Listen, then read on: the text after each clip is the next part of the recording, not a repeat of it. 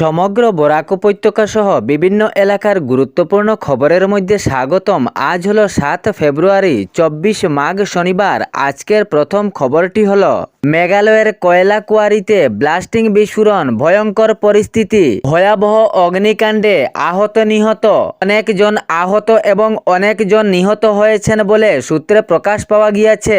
এর মধ্যে বরাক উপত্যকার বিভিন্ন এলাকায় রয়েছেন শ্রমিক বলে জানা গিয়েছে। বরাক উপত্যকার হাইলাকান্দি জেলার কাটলিচড়া থানার অন্তর্গত দীননাথপুর প্রথম খণ্ডের বাসিন্দা জমিল আহমেদ চৌধুরীও এই ভয়ঙ্কর পরিস্থিতির কবলে শিকার হয়েছেন। সূত্রে জানা গিয়েছে জমিল আহমেদ চৌধুরী খুবই গুরুতরভাবে জখম হয়েছেন। বর্তমান অবস্থায় উনি শিলংয়ের হাসপাতালে আইসিইউতে রয়েছেন। তিনি হাইলাকান্দি জেলার কাটলিচড়া থানার অন্তর্গত দীননাথপুর প্রথম খণ্ডের বাসিন্দা বলে জানা গিয়েছে।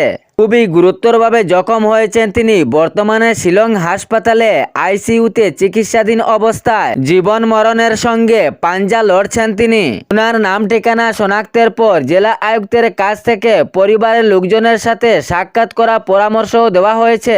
হাইলাকান্দি জেলার কাটলিচড়ার সার্কেল অফিসার এবং কাটলিচড়া থানার ওসি মহোদয় ওনার বাড়িতে গিয়ে পরিবারের খোঁজ খবর নেন এবং প্রয়োজনীয় সহায়তার আশ্বাস দেন। জানা গিয়েছে ওনার পরিবারের উপার্জন তিনি একমাত্র ছিলেন। ঘরে রয়েছেন স্ত্রী ও 5 জন শিশু সন্তান।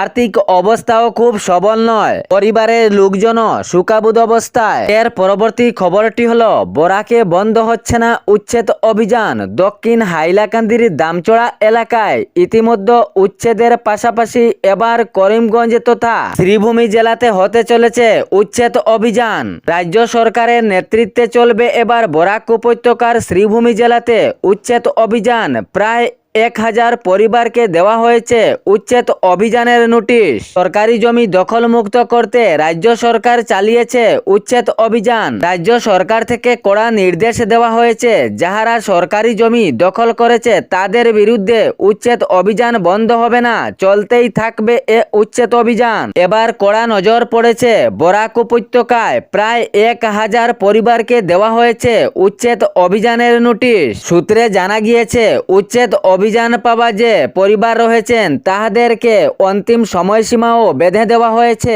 এই সময়সীমার ভিতরে তাহাদেরকে এ ঘর বাড়ি ছেড়ে চলে যেতে হবে। জানা গিয়েছে কিছু সংখ্যক লোক উচ্ছেদ অভিযানের নোটিশ পাওয়ার পর ঘর বাড়ি ছেড়ে চলে যাচ্ছেন এবং কিছু পরিবারের লোকজন ক্ষুব্ধ এবং সামাজিক মাধ্যমে নিজের দুঃখ প্রকাশ করছেন। রাজ্য সরকারের এ কাজটি ভালো নয়। আমরা অনেক দিন থেকে আমাদের ঘর বাড়ি সাজিয়ে এখানে বসত বাড়ি করছিলাম, কিন্তু রাজ্য সরকারের পক্ষ থেকে এ নোটিশ আসার পর আমাদের সব স্বপ্ন ভেঙে চুরমার হয়ে গেল। করিমগঞ্জ তথা শ্রীভূমি জেলার পাতারকান্দির ইচারপাড়, মাধবপুর, বালিয়া, মধুরবন, ছাগলমুয়া, মাগুরা, যুগিচড়া ও চাঁদপুরের বনাঞ্চলে এবার চালানো হবে উচ্ছেদ অভিযান। প্রশাসনের পক্ষ থেকে দেওয়া হয়েছে প্রায় 1000 পরিবারকে উচ্ছেদ অভিযানের নোটিশ। এ নোটিশ পাওয়ার পর হাহাকার পরিস্থিতি হয়েছে। আতঙ্কিত হয়েছেন পরিবারেরও লোকজন।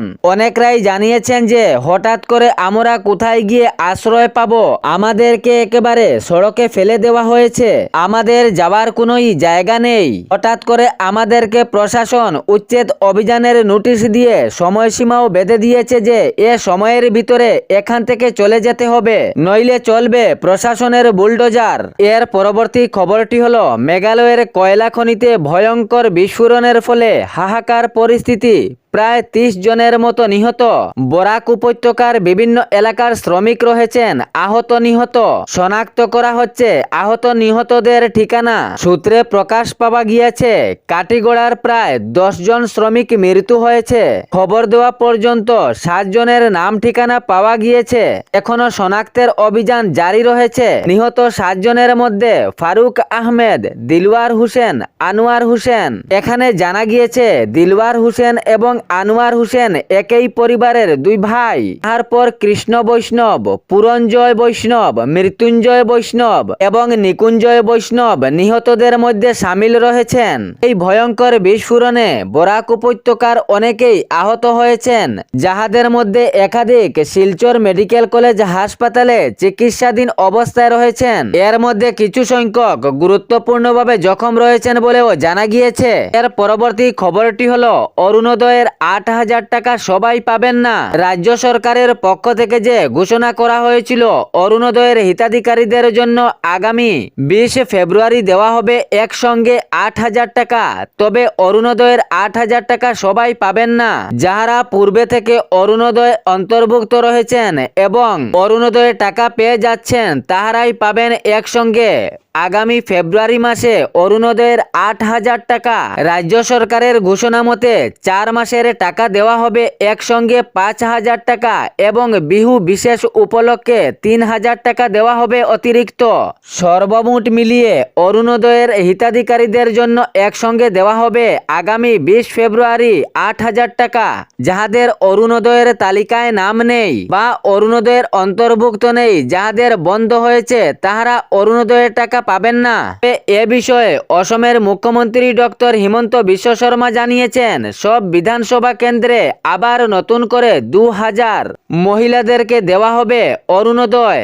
যাহারা যোগ্য হিতাধিকারী রয়েছেন তাহাদেরকেই নেওয়া হবে এ অরুণোদয় প্রকল্পের অনুদানে। রাজ্যের সব বিধানসভা কেন্দ্রে নতুন করে 2,000 অরুণোদয়ের অন্তর্ভুক্ত করা হবে। রাজ্যের সব বিধানসভা কেন্দ্রে নতুন করে 2,000 অরুণোদয়ের আবেদন শুরু হবে। এ বিষয়ে অসমের মুখ্যমন্ত্রী ডক্টর হিমন্ত বিশ্ব শর্মা ঘোষণা করেছেন।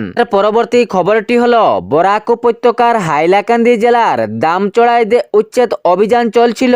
এ বিষয়ে ভুয়ো পোস্ট করাকে কেন্দ্র করে আব্দুল খালেক বড়বইয়াকে গ্রেফতার করেছে হাইলাকান্দির পুলিশ প্রশাসন। তবে সাবধান থাকবেন, কোনো উস্কানিমূলক বা জনশান্তি ও সাম্প্রদায়িক সম্প্রীতি বিঘ্ন করার চেষ্টা করার অভিযোগে গ্রেফতারও হতে পারেন। জনশান্তি ও সাম্প্রদায়িক সম্প্রীতি বিঘ্ন করার চেষ্টা করার অভিযোগে জামিরা চতুর্থ খণ্ডের আব্দুল খালেক বড়বইয়াকে গ্রেফতার করেছেন পুলিশ প্রশাসন। আব্দুল খালেক বড়বইয়ার বয়স 34 বছর। দামচড়া উচ্ছেদ নিয়ে ভুয়ো ভিডিও বানিয়েছিলেন এবং সামাজিক মাধ্যমে পোস্ট করেছিলেন। এ বিষয়ে পুলিশ প্রশাসন তদন্ত করে আব্দুল খালেক বড়বইয়াকে গ্রেফতার করেছে। তবে এ বিষয়ে খুবই সতর্ক ও সাবধান থাকবেন, কোনো উস্কানিমূলক সামাজিক মাধ্যমে পোস্ট করবেন না, জনশান্তি ও সাম্প্রদায়িক সম্প্রীতি বিঘ্ন করার চেষ্টাও করবেন না, খুবই সতর্ক ও সাবধান থাকবেন। এর পরবর্তী খবরটি হলো মেঘালয়ে যে ভয়ঙ্কর বিস্ফোরণ হয়েছিল এ নিয়ে অসমের মুখ্যমন্ত্রী ডক্টর হিমন্ত বিশ্ব শর্মা জানিয়েছেন, নিহত প্রত্যেক পরিবারের একসঙ্গে 5 লক্ষ টাকার আর্থিক সাহায্য করা হবে। অসমের কাছাড় জেলার কাঠিগড়া এলাকার কয়েকজন শ্রমিকদের পরিচয় শনাক্ত করা হয়েছে এবং আরও অসম রাজ্যের শ্রমিক রয়েছেন কিনা তাও শনাক্তের কাজ অব্যাহত জারি রয়েছে। এই ভয়ঙ্কর বিস্ফোরণের ফলে রাজ্যের আরও শ্রমিক নিহত হওয়ার আশঙ্কা রয়েছে বলে মুখ্যমন্ত্রী জানিয়েছেন। এ ছিল বরাক উপত্যকা সহ বিভিন্ন এলাকার গুরুত্বপূর্ণ খবর। এরকম নিত্য নতুন খবর পাওয়ার জন্য চ্যানেলটি সাবস্ক্রাইব করে রাখবেন এবং ভিডিওটি লাইক করে শেয়ার করতে ভুলবেন না, যাতে সঠিক সংবাদগুলো অন্যজনের কাছে পৌঁছায়। ধন্যবাদ।